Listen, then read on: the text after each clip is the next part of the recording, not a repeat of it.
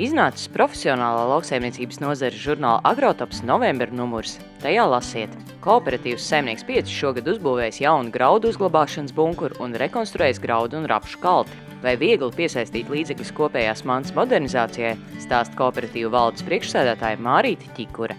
Agrotops viesojas zemnieku saimniecībā Eglājas Mārdas pagasta Raudā, kurā ir ābeļdārzs 11 hektāru platībā.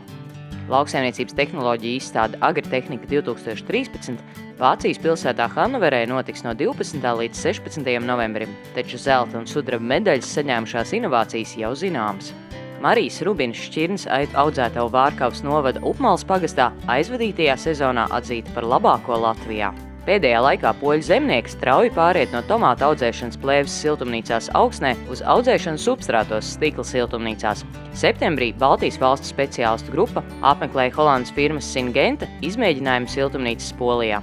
Galgauskas pagasta zemnieku saimniecībā Lācīši uzcelta jauna novietne 297 slaucamām govīm. Tas ir novecojis stereotips, ka piena lopkopība ir darbs līdz ausīm sūdos. Mūsu govis ir tīras un sausas, uzsver zemnieku saimniecības Lācīšu saimnieks Staņislavs Gžibovskis. Tas viss un vēl daudz kas cits novembra numurā. Agrotopa abonentiem bez maksas kopā ar jaunāko numuru arī speciāli izdevums graudu pirmapstrāde un uzglabāšana.